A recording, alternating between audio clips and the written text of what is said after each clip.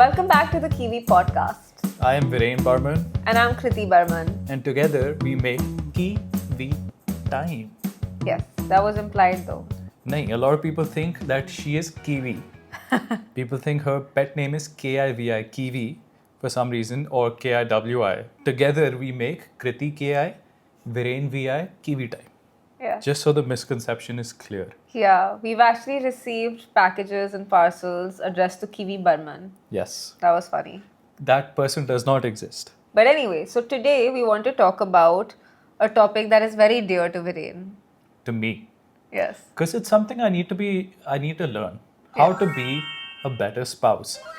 I'm going to put it up here. Yes. Try. How to be a better spouse. So obviously, I'm going to be doing all the listening. Please go on, tell me. How do I become a better spouse? You're a great spouse. Just to be fair and to give you the credit that you very clearly deserve, I think he is a great spouse because you genuinely like listening to me and you do listen to me. And I'm not just saying that because people are listening, but he does listen to me. Like if I am upset about something or even if I just want to vent out, I know that he's going to be here to listen to me. So I do appreciate that. I think most people go wrong there first. Like that's the first thing you need to address on how to be a better spouse. Listening. Yeah. And I actually didn't think of it like that, but that's literally the first thing that came to my mind, that you're just a good listener and you're there for me, so you're a good spouse. And I think sometimes that comes across, that comes easily to certain people more than others. So the other day, for example, we put up a question out there, what are some issues that, couples are facing? And one lady, lovely lady, spoke about how she doesn't like listening. She knows she's wrong, Yeah. but she just doesn't know how. She has this urge to want to talk over her spouse, which I think might be something that's common in a lot of relationships. Thankfully, we haven't had that issue. I do sometimes feel like that has happened with me. And I feel like, so sometimes if you're talking or even if someone else is talking, if I am in too much in my head or if I already know what I am thinking and I don't want to listen to the other person, in those situations, I find that I want to not let them speak and I want to interrupt and just put my point out there. But at those times, you need to take a step back because what the other person is saying is also important. So give them that benefit. And when you're listening, don't just listen to react, but listen, understand what they're saying, and then respond. Don't just react. So I have found myself in that situation, haven't you? Right. I have. You know? And I think I used to have that a lot when I was younger, maybe not as much when I was older, because I realized that's basically a gap in communication. If I'm not listening to you, I can't give you an intelligible answer. I'll just mumble some things that I'm thinking in my head and we're never going to come to a conclusion. Yeah. So in order to solve a problem, you need to listen to the other person. And usually that's when people don't listen, right? When there's a problem. So I think you've really hit the nail on the head. You have. Because the other person is so in their own head that they're ready with an answer before even listening to what the question is. But where does that even come from? Is it like I'm just playing armchair psychologist right now, but maybe it's an innate or rather something that they learn from childhood. Maybe they didn't get to speak their mind. They felt like they weren't heard by their parents as much. That's why they maybe feel the need to speak their minds out. Yeah, that's really interesting.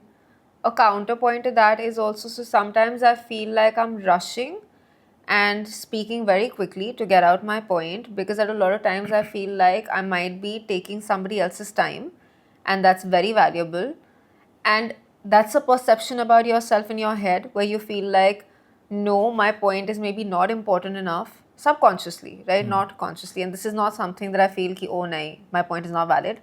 But I feel like that is what is subconsciously going on in my head, that I don't value maybe myself enough, or I'm just very cognizant of someone else's time, and that's how I want to like speak very quickly. But I think it's okay. Like that's a counterpoint though. Yeah, but you shouldn't be feeling that way with your spouse. Yeah. with the person that you've decided to spend the rest of your life with. Because if you can't even feel comfortable enough to share your opinion, or you feel like your opinion does not matter in front of theirs because they don't have the time to listen to you, then number one, that's on. Problem. Yeah. What's that? That's a them problem. That's a them problem. If they're not giving you the time. Correct. But if you're being honest, that's rarely the problem. Sure, it's a counterpoint, and that does exist. Oh, yeah. But that's rarely the problem. It's usually that the other person is too eager to. I'm too eager to get my point across. Correct, yeah. So I think that's something that definitely needs to be worked on. How would you work on that? Have you tried? No, I actually got thinking about why we're still doing that, and sometimes it's also because we only think we're right, because we will only see things from our perspective. It's the lack of putting yourself in the other person's shoes and not seeing their point through and not seeing what they're feeling, that you feel like nahi, sunne ki zarurat hi nahi hai. I just need to put my point down because he's not understanding. Viren, no, you're not understanding. No, Kriti, calm down. He's got a separate point too. Maybe you're not understanding, right? Maybe he's feeling the exact same way. So sometimes it's a lack. But sorry, I know, to your point, what was your question? My thing was to find a solution, but what you're saying is also correct. That when you're not able to see the other person's perspective, that is an issue. Yeah. So the solution, one would be obviously to put yourself in the other person's shoe. Actually think about, okay, now I am Kriti. Yeah. I am beautiful, obviously. How would I feel? I was also saying, yeah. How would I feel if Viren was doing this to me? Yeah. Right? That is one. Second, which is something that I think growing up as a boy especially, when you start to transition into becoming a man, testosterone is peaking, you just want to be aggressive out there, etc. This is an issue that I faced with, for example, my parents, where I just wanted to get my point across. I don't care about what you think, etc. And that's when I caught myself and realized, no, it's important to also listen to what your parent has to say, because they've been around a lot longer, at least 20 to 30, sometimes even 50 or 60. Yeah. Getting up there. Probably shouldn't be a good idea to have kids back at that point. But they've had that sort of experience that you don't. Yeah. So it's important to just shut up and listen. And that's what I did. I would just let my parents speak. I would go in with a question and just let them speak, with consciously in my mind the point that I will not speak.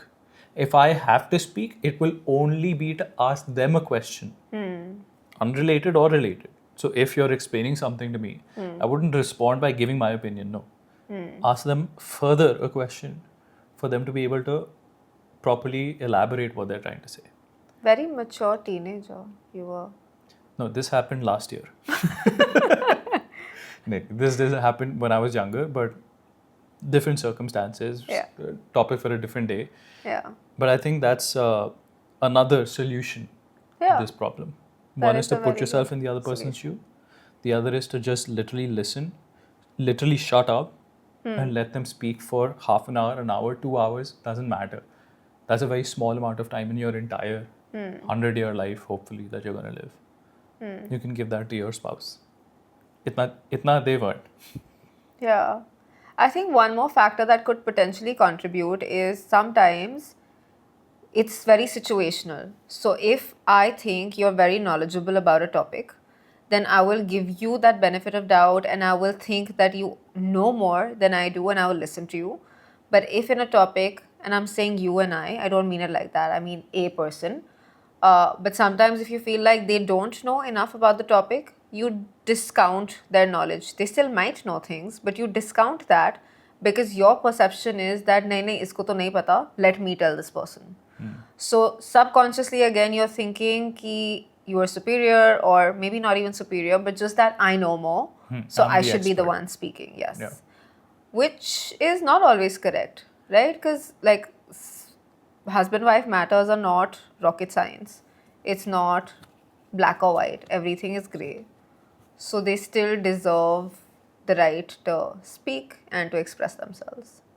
And if you are the expert, if you know about the topic, isn't it important to also allow your spouse to understand. So as the expert, wouldn't it be important to actually ask the spouse, oh, how did you come to that conclusion? Yeah. I think that's important. So for example, if we're talking about something that I am the expert in, let's say nutrition, and you're just not willing to listen. I'm telling you to eat healthy, etc., which is not the case, but hypothetically, you're just not Just listening, right? happened today. And no matter what I do, you keep countering everything I say. Yeah. I just realized that this is actually a more effective strategy. Instead of telling you what to do, ask you, Yeah. how did you come to that conclusion? And then helping you understand where the holes are in your own theory. Yeah. So that you can understand, instead of looking at it as a lecture that I'm giving to you, understand it on your own. Reverse psychology. Yeah. I guide you to the Yeah. answer as opposed to giving you the answer. And that's more effective because then you trick the person into believing that they have come up with it. No, this is wrong now. Why would you say you tricked the person? I did trick you once. Sure, you've I was tricked like, me many times. But Viren, how do you think about this? Don't you want to do this? And then like just subtly putting those leading questions. And he's like, huh, Kriti, you're right. No. I think we should do this. Yes, Viren, I think we should. Did you want to come to Jaipur for this trip? Yes. Or did you?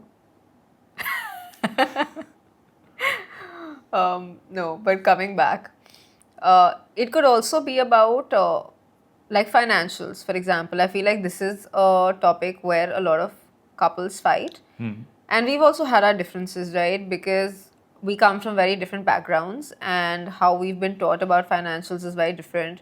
How we approach things is also very different. Yeah. He is a spender. He loves spending money. And I am a conjuice. So I will be like, no, Viren, but we don't need this. And he's like, I will live the life of a king. Which is great. So we have that balance. But I think initially we did have differences. At least the first year of our marriage, we had a few conversations. I would call them disagreements, not fights. I would call them disagreements because we had differing perspectives. And I was like, no, Viren, I think we should be more mindful and spend things like this. And his point of view was very different. He said, but Kriti, you don't understand. Things like these I have not been able to maybe afford in the past, or it was my parents' money or whatever. And now I have the opportunity to do that. And I want to live like that. Like, why should I wait for 50 years to enjoy my life? If I can, I will do it right now. And that's fair, right? So I didn't understand that initially. But then I did put myself in your shoes and I was like, nah, like, why am I discounting your happiness and your experience just because my point of view differs? So I think now we've come to a good middle ground. Sometimes there are ups and downs. Yeah. But that's only because we gave each other the space to express ourselves, but also understood that we're very different people and our approach can be different and we can agree to disagree and live with that. And I think that also becomes an issue in relationships a lot of time. Right? No, you have to do this my way. Yeah. Why, dude? It's okay. Let your wife do it the way she wants to. Let your husband do it the way he wants to. How does that matter? Like, things will not come to an end just because your wife likes to buy an extra bag or two. Sure, if she's splurging all your money and buying things on a credit card, that's a problem. But that's almost never the case. In reality, when we're practically speaking, right? So even, for example, if your husband likes to splurge, like I do, I'll buy one watch, two watches, but that's it. I'm not going to go around buying like 50 Rolexes a month. That's stupid. Then you don't have money to eat or live. Maybe some people do that also. And that's where like bigger issues. You're assuming everyone is balanced enough to... No, I'm assuming that most people are balanced. There are off cases, yes, but we're talking to most people. Most people are within the average. I think they're not going to take extreme decisions like spending their life savings on a watch or a bag. Yeah. Right? Most people. Yeah. So as long as that doesn't become like a existential issue, कि ये bag ले लिया तो after taking this bag basically we're done. We're broke. As long as it's not that, I think a little room for flexibility is allowed and let the other person live the way they want to. Yeah. I feel like I'm quite a rule master when it comes to this, but I'm learning to adjust. I really don't think you are. No? Yeah. I give you such a hard time when you want to like go buy stuff. No, you've been very flexible. In fact, you've bought me a watch or two recently. Haven't you? Because birthday gift though. Huh. Matlab, you haven't been particularly happy. And you have given me an earful about it. Here's your birthday gift, but here's an earful. So what's really funny is when I go shopping, I'll go shopping and like I'll buy something new every month, 2 months, right? I don't go shopping and just buy 100 things in one go. Do I? No, you do that, right? Like you'll just buy you'll just go spend 30,000-40,000 in one go and then not shop for like 6 months. But like in one season, I'll do that. 6 months? So like I'm comfortable doing that, but I'm not going to order a new thing every day on Amazon. That's not how I shop, right? But she does that. And I don't give a crap for that. But apparently it's a problem when I go and shop. Even if it's not a problem. It's a joke. It's right? a joke. Every time it has to be a joke that, oh, Viren, he's a big spender. He loves going and dropping XYZ amount of money in one go. But Kriti, however, is so nice. And she only shops like every once in a while. 3 days make Amazon order. So... My Nykaa order is just coming. Yeah, dude, we've got new orders like 3 times a week. And half of them are also sometimes return orders. So I'm just like, what is going on? I don't keep everything. So actually, I'm not spending a lot. I'm ordering 10, trying. If it fits, it's nice. I keep it. Otherwise, I return it. Okay. I mean, I would argue that you're spending the same amount of money over the course of a year instead of all in just one go and enjoying yourself. We will agree to disagree. See, we will agree to disagree. Good. So what are some of the other ways that you can be a better spouse? Not, you're perfect, right? But hypothetically, if one was to become a better spouse, this is something that Kriti did have an issue with, and she did improve quite a lot, actually. She wasn't always the most expressive person, for example. I knew this was coming. And initially, when we started dating, in fact, we would go out on dates for the first 6 months. She would barely speak, not even look in my direction, just space out, zone out. And I'd ask her, is everything fine? Did I do something wrong? Would you like to talk about it? And she'd always just give me the same straight answer. Oh no, I just zoned out. And I would always be confused. And even when we would have issues, they would never really come from her end initially. Now it's different. But back then, if I had an issue, I'd tell her. If she'd have an issue, she'd never tell me. So I think she always had a tough time expressing herself. And I think this is like a family thing as well, because in her family, people don't apologize for every small little thing. They don't tell each other that they love each other. No. They don't do hugs as much. No, you guys are very physically affectionate. Ria's always on top of mom. Yeah. We're okay physically. Not so much. Ria's still a little better than me. I was just telling Dhruv the other day, because it was my dad's birthday, and Dhruv texted on the group, Dhruv, his brother-in-law, my brother-in-law, his brother, texted on the group, and we call him K-pop, right? So he just texted saying, happy birthday, whatever, love you, K-pop. And then I dropped him a message saying, you say love you to my dad more than I've ever said love you to him. Because these guys are so cute and so expressive. Like, even saying love you is...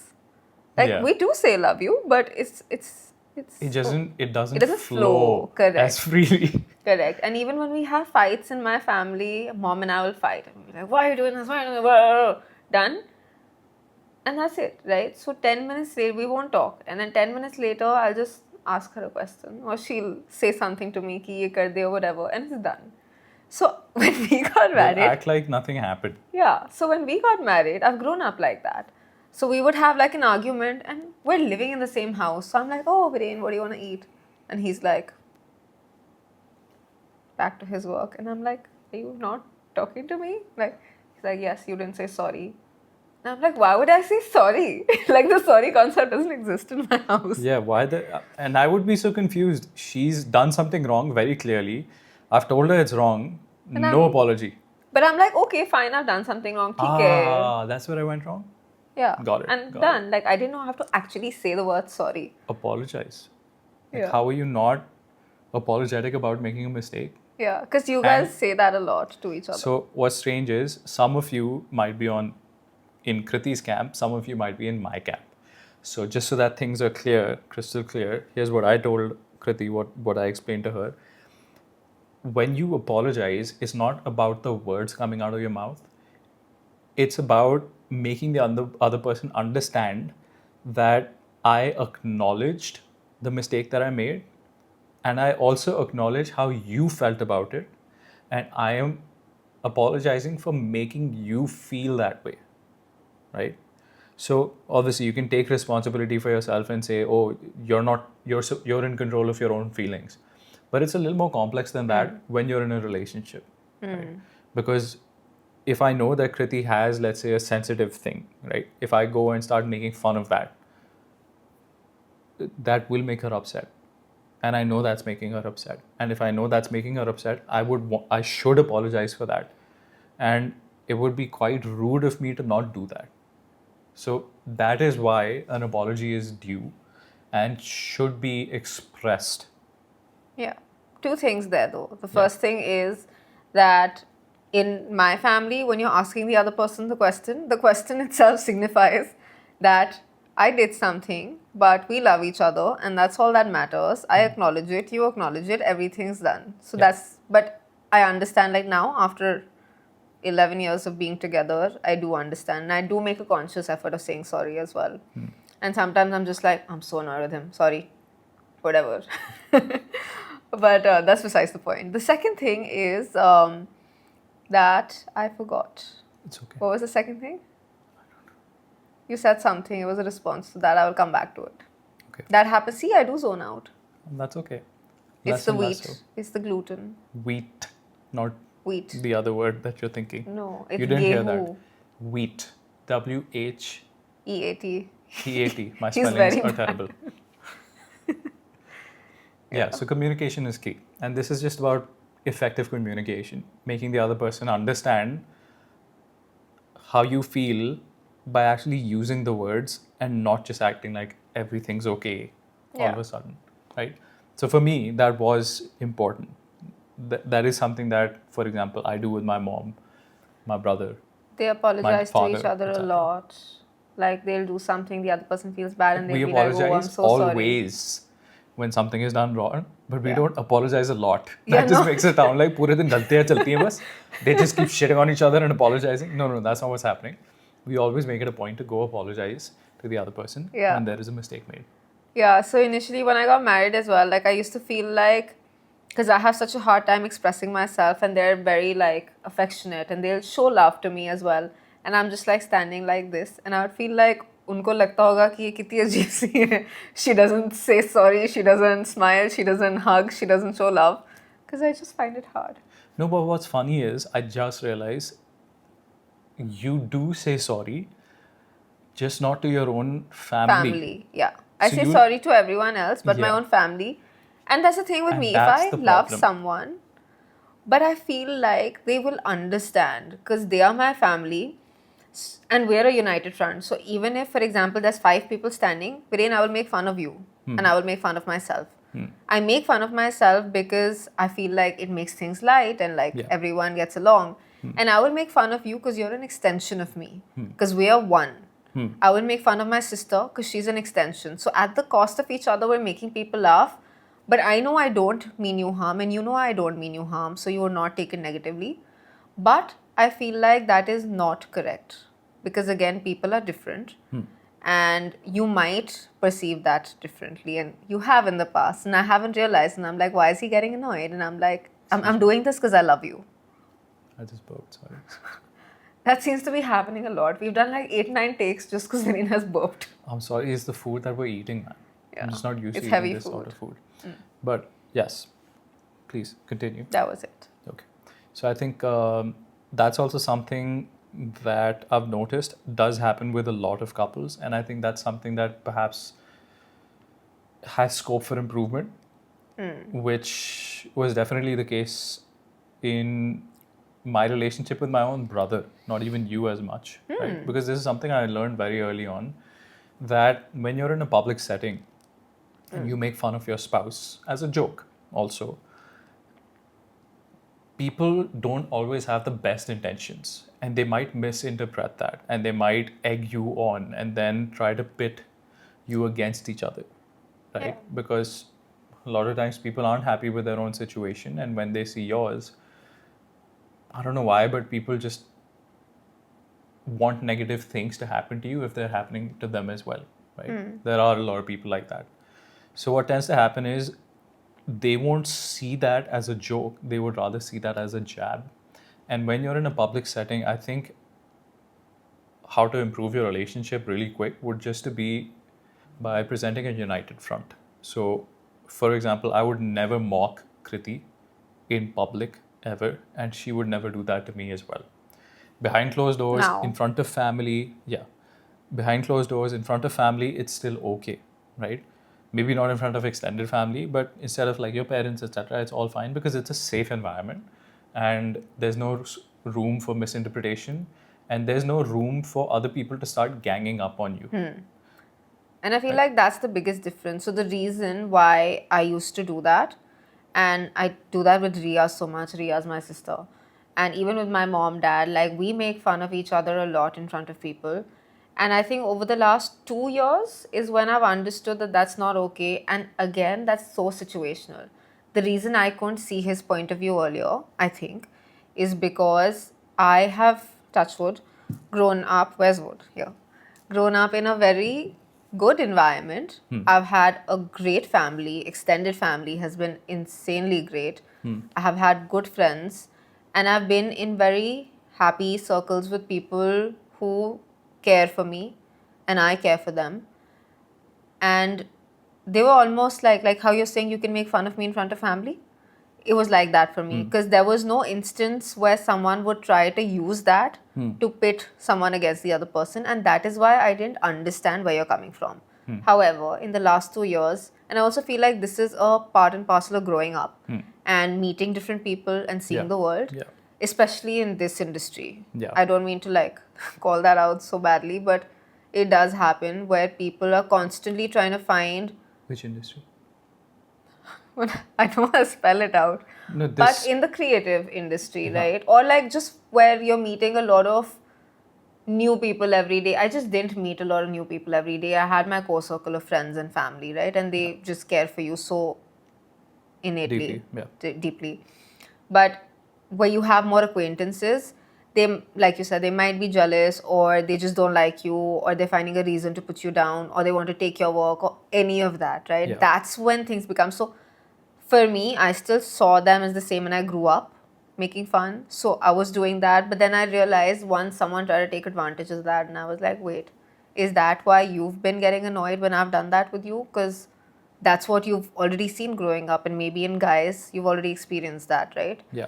That's when I understood why it's wrong. So I just feel like it's situational.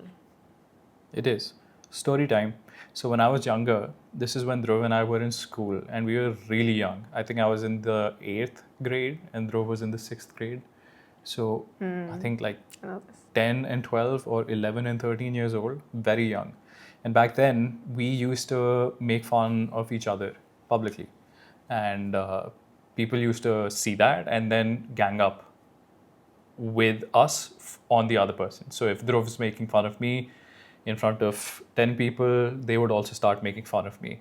And if I'm making fun of Dhruv, then these guys would join in and everybody is ganging up on Dhruv. And that might seem innocent, but it wasn't, right? Because those people always had wrong intentions. So this was during sports day that I pulled Dhruv to the side and I told him, look, I know you think you're very cool and that people think you're funny when you're making fun of your own brother. I know you're doing that just to get a laugh, just to get people to like you. But always remember, in another 50, 60, 70 years from now, everyone you know, our parents, chacha, chachi, dadi, whoever, they're all going to be dead. The only person who's going to stand with you for the rest of your life is me. So either you start learning how to get along with me, or then there's no point doing this at all. And at that moment, Dhruv also being 2 years younger to me, was so perceptive, was so smart, so mature for his age. He instantly understood, and that's when our relationship completely changed. That day onwards, we were like this. We were super tight. Nothing ever broke us apart from that point. And I think that's what I'm trying to explain. That's something that I learned very early on. That people are not always nice. So you have to be careful. You have to keep your barriers up, and you have to keep gauging people, whether or not they're actually on your side, because a lot of times they tell you they're on your side and then things also switch. But with your own family, that's not going to happen, hopefully, right? So that's why whenever you're in public, it's always important to look out for your spouse. Never ever make fun of them. We know couples that do that. That does not look good on anyone, right? And that also makes them look bitter, and their relationship doesn't look as strong when that happens. It's always okay to make fun of your own self, but never of your spouse. There's a little bit of difference in the kind of fun you make also. So sometimes it could be just fun like, oh, Viren wakes up at like 6 a.m. every day, right? There is a way that I say it as well, and people understand that she might be saying that, but like she's still on his side, and I don't have the right to say something, right? Like just how you can scold your own sibling, but nobody else has the right to. It's that sort of fun. But I think the kind of fun that you're talking about is more sometimes when couples are a little bitter about maybe even a small habit, not towards each other, but maybe it's just a small habit that bothers them, and then they bring that out in front of others. That's when people sense that and try to pitch you against each other. No, even when it's something as innocent as, oh, Viren loves waking up at 6 a.m., give them that live example. Well, that has actually happened. That's actually happened. Yeah, that has actually happened. So here's how people try to divide you, okay? So just be mindful of this. Kriti and I, obviously I wake up super early, not as much anymore, but when I'm like in a good phase, I always wake up super early, 5 a.m., and I don't like going out in the evening.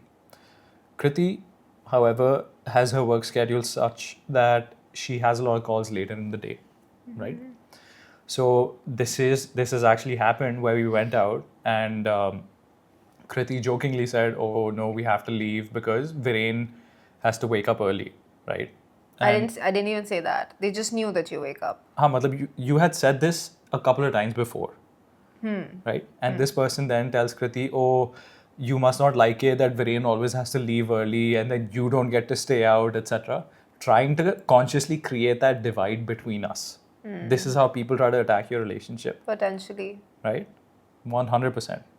Because what they're looking for is gossip. They're trying to show the world that, oh, these guys, you know, what they come across as, they're not actually like that. They don't like each other. Kriti wants to be outside, Viren wants to not partake, etc. So they're trying to create that divide.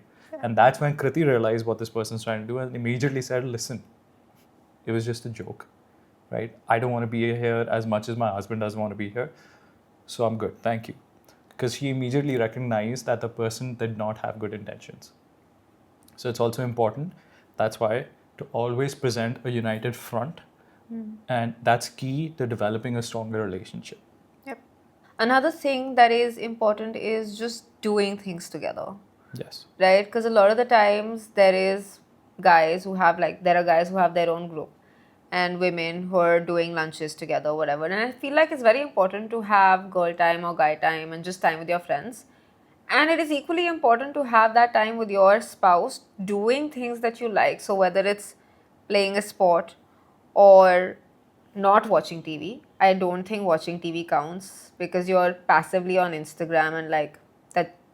It's okay, but it's not. The connection is not there. Or even if it's like reading a book and discussing it, right?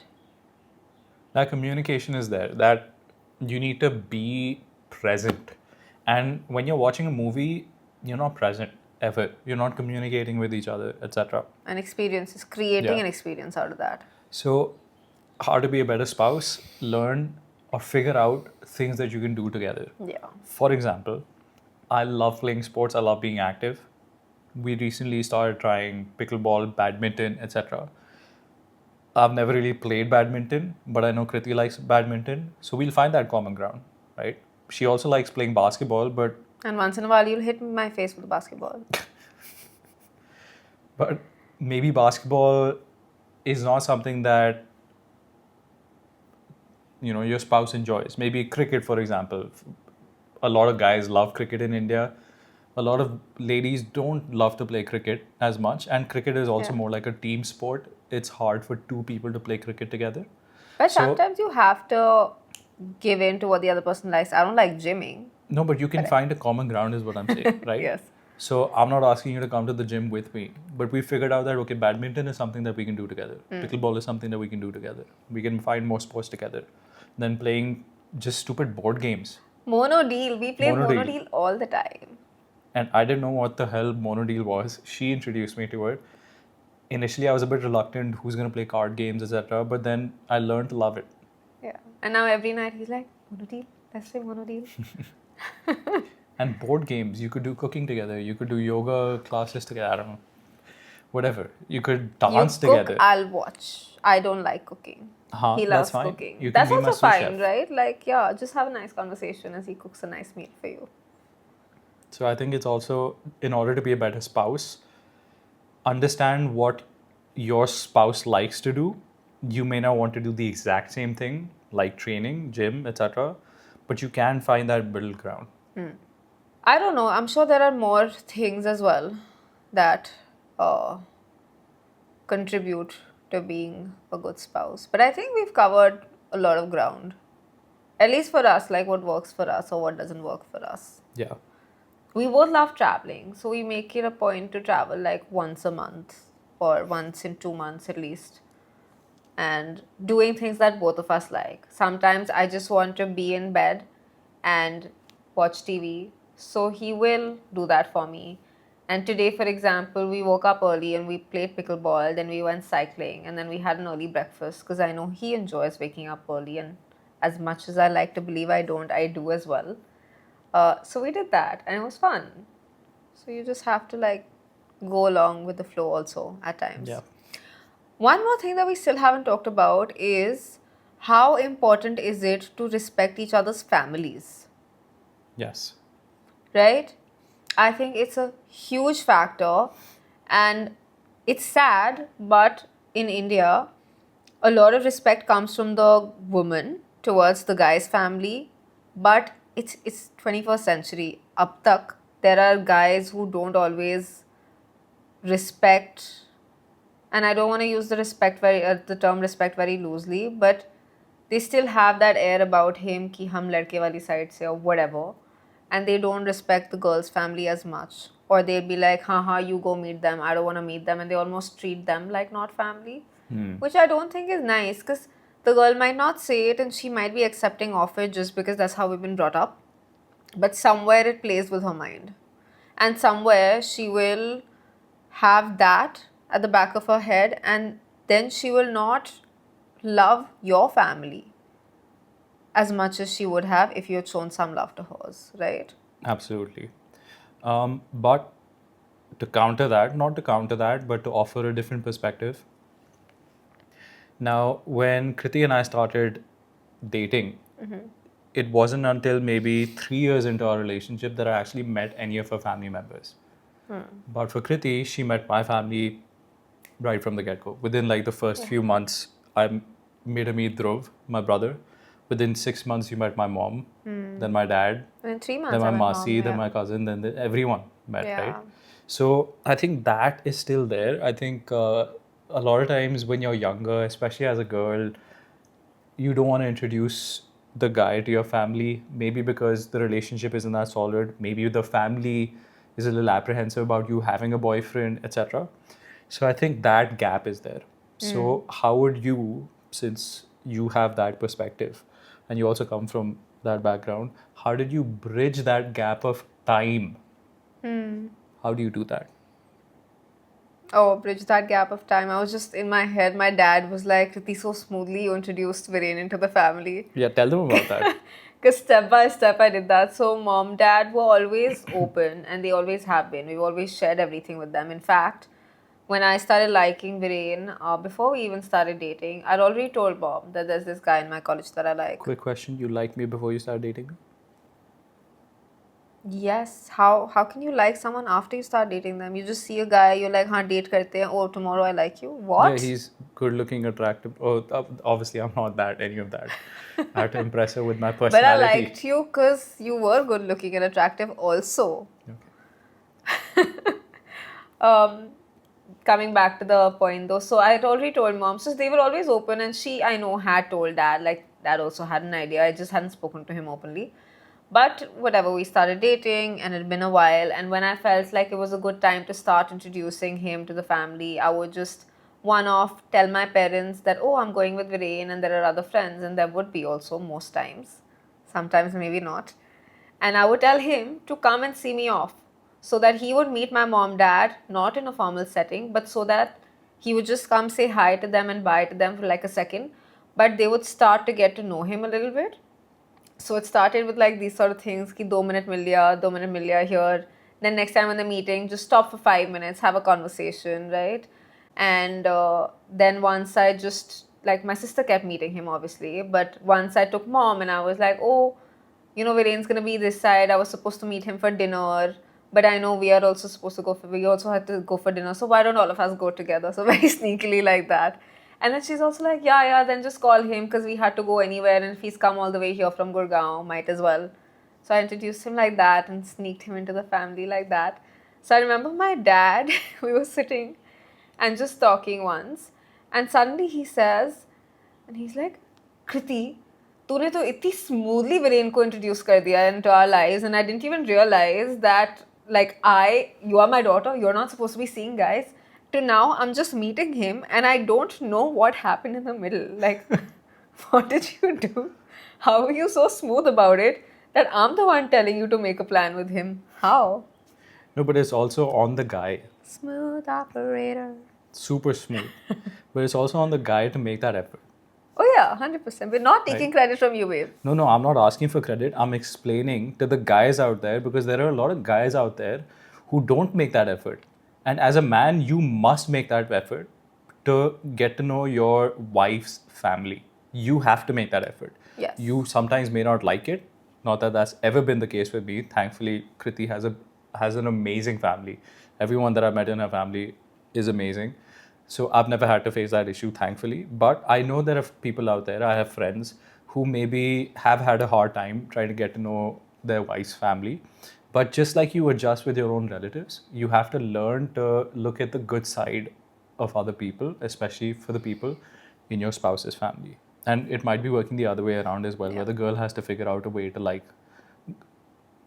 but look at the good side of some of the family members.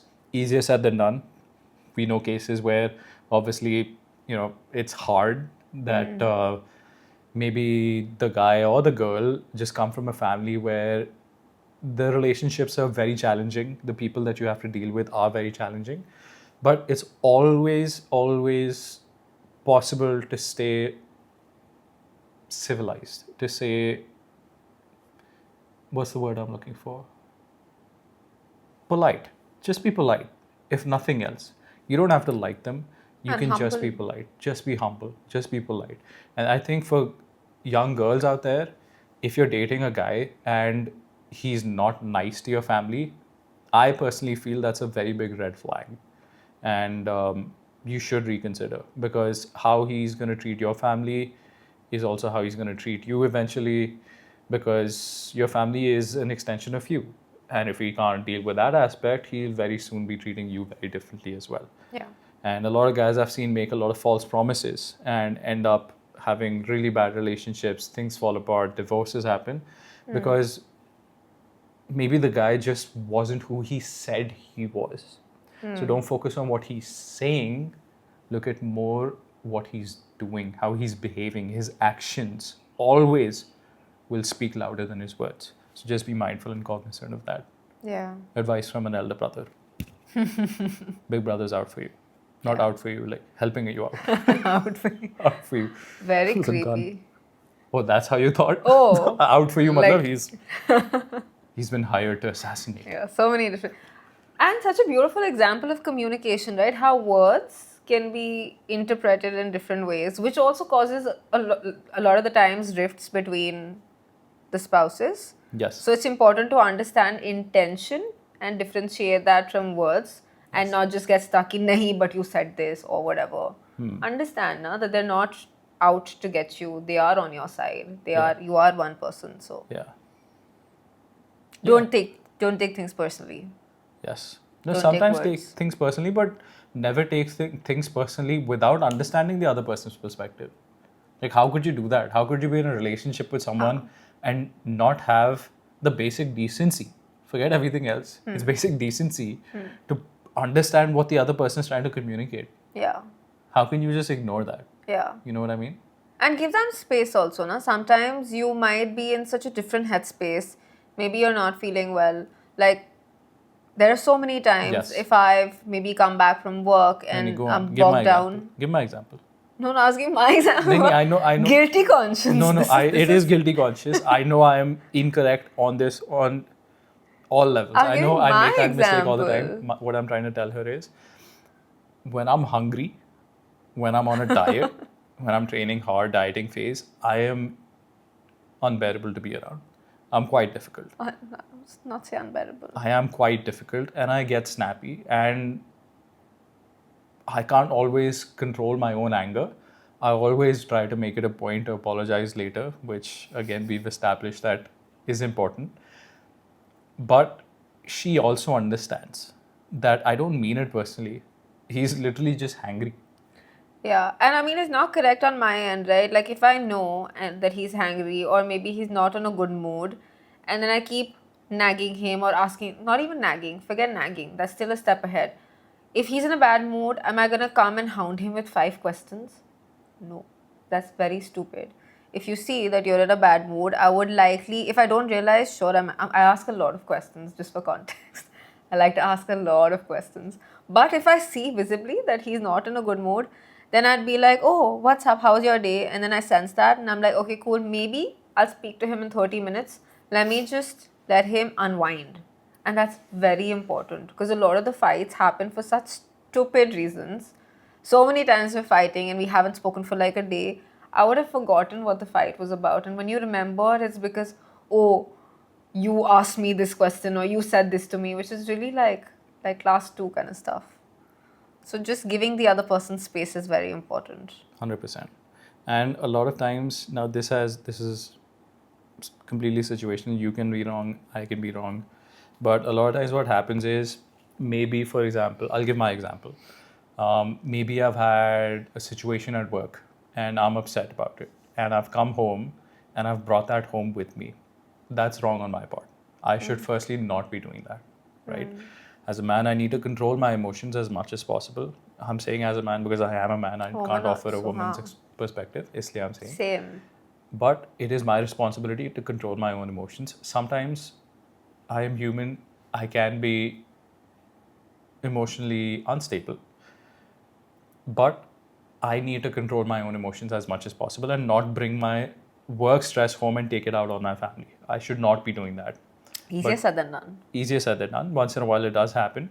But then what Kriti is trying to say, and correct me if I'm wrong, is also that you should be able to recognize that that's not personal. Like, you've obviously, Viren's had a tough day at work. Now, if I'm going to go and barge in and ask him questions about this and that, and you can clearly visibly see that he's upset, and then if Viren snaps, it's nothing to do with you. I'm not snapping at you because you did something wrong. I'm snapping because I'm just not in the right mental frame. And it just happened that you asked me a question and I wasn't ready to be able to answer that. Yeah, and it takes a long time to understand that, and I feel like it almost takes staying together to understand that, because we've dated for 9 years before we got married. Yeah. And even now, I won't say as much, but up until about a year and a half, I think last year and a half has been pretty good understanding each other. But for the first year and a half, I remember he walked into the room and he was looking for something in the cupboard, and I had cleaned out the cupboard that day. So I put the thing back in its place or whatever, and he didn't know.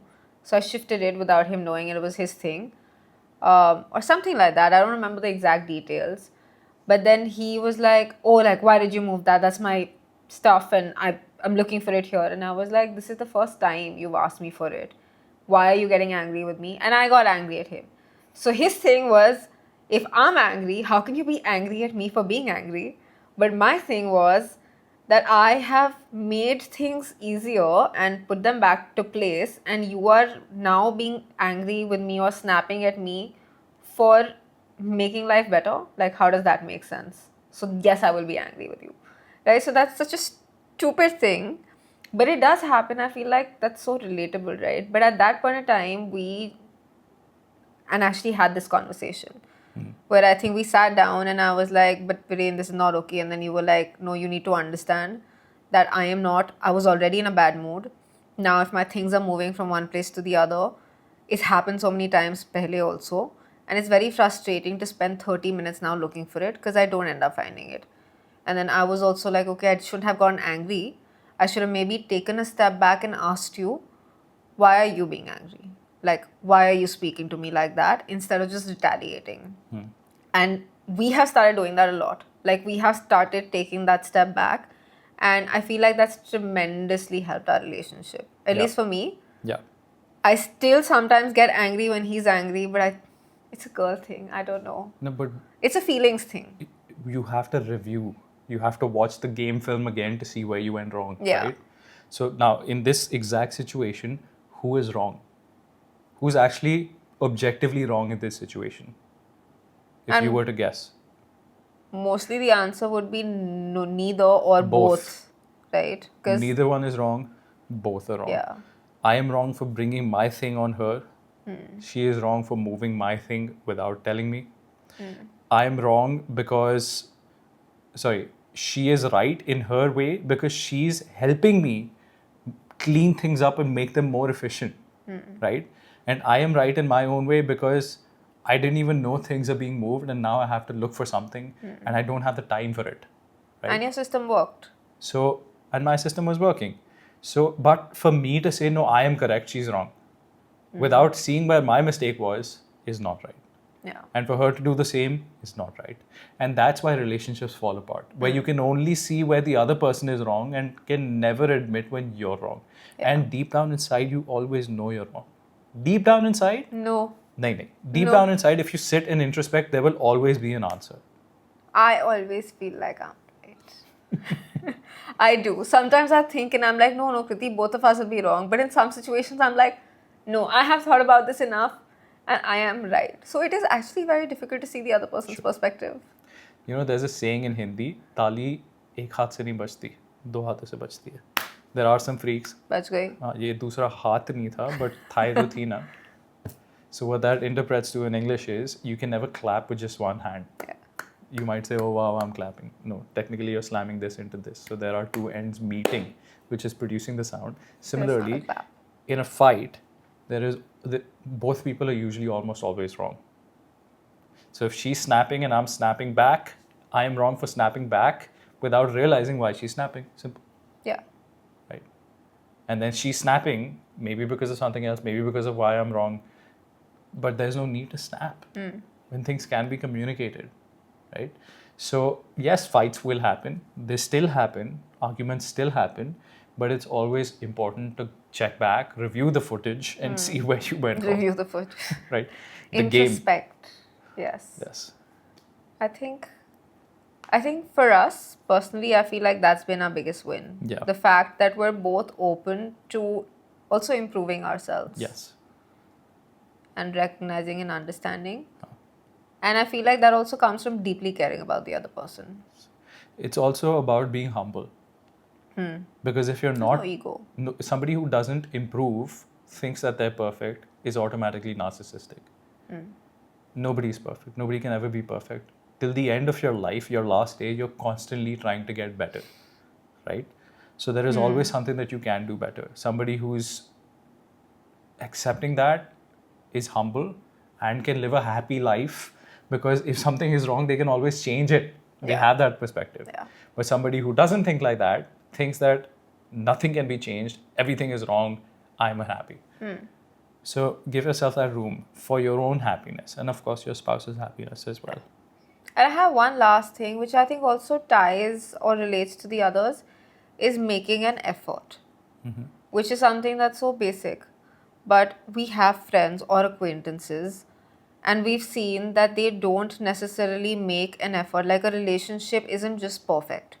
You have to work towards it and you have to make it perfect. From the outside, oh, KiVi time, sure, we might look perfect in a way that, like, we compliment each other, we are happy, we are just cracking jokes. But that's all a skit, right? Everyone has happy times, everyone has sad times, everyone has difficult times. But you have to work together and make an effort to fix those things. Examples of people or like acquaintances that we don't know that we know that do this is like they would have a problem with their partner and they would just start like either ignoring them or looking outside even. Venting to a third person. Right? Because worst mistake.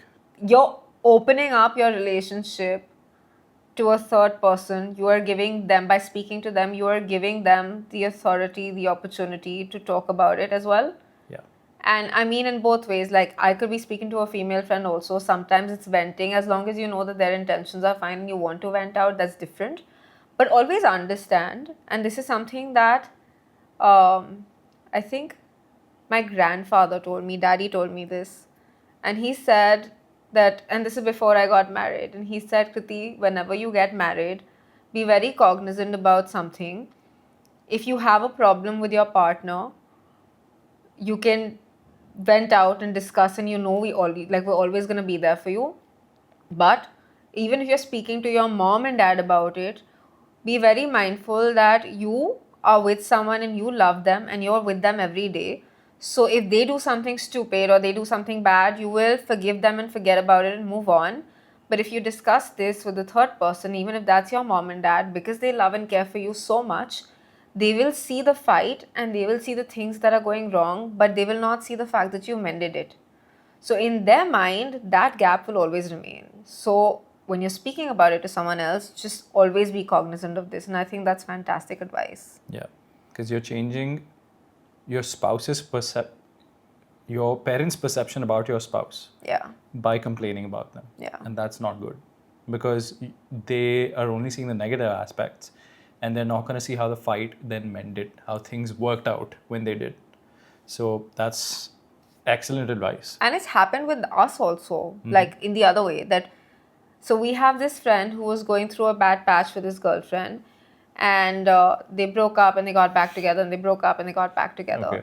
And then Viren has gotten so angry, and he deeply loves his friend. Like, if he cares for someone, he will really, really love them, right? And he will only want what's best. And he's a very no-nonsense kind of person, in case you already hadn't guessed. So he has, after they broke up, he has gone and unfollowed that girl. But the guy and the girl are still kind of talking and figuring things out. And I'm like, Viren, why have you unfollowed her? He's like, no, because he hurt my friend, and because she hurt my friend, and this and that, and whatever. He said like a bunch of things. And the guy himself was like, but Viren, you don't have to go and unfollow the person, right? Because they did get back. They did get back, and he's only seeing the fact that his friend was troubled. Right. But the friend patched things out with the girl, and like the love was still there. Tum kaun main khamakha. Is that correct? I don't know. I don't even know what the hell that means. But okay, sure, we're going to let that pass. We're going to let that slide. I really hope that's correct. Yeah. But eventually, just so you know, they broke up. It doesn't matter. Stop going around unfollowing people. Permanently broke up. He just goes and unfollows people. How? Because that's why I don't follow people anymore. Yeah. How about that? I just don't I think follow that's them in the first place. Yeah. But anyway, I think enough gyan for today. Not gyan, actually. We shared so many things that have truly happened with us. And these are all confidential. Yes. Please don't share them ahead, and don't tell people. This is like not information that needs to be publicly shared. This was full gossip, this session that Viren has let out. You and us. I think with that, we can bring an end to this very insightful and hopefully helpful podcast for all of you little cuties out there who are looking for love. Shona Pupus in Viren's language. Shona Pupus. If you've seen his vlogs, he calls people Shona Pupus. Hopefully the standard and the bar has been set for you to try to find your significant other. And for those of you who might be having a troubled time in your relationship, hopefully you've understood and got some guidance on how to help get yourself out of that. Until the next one.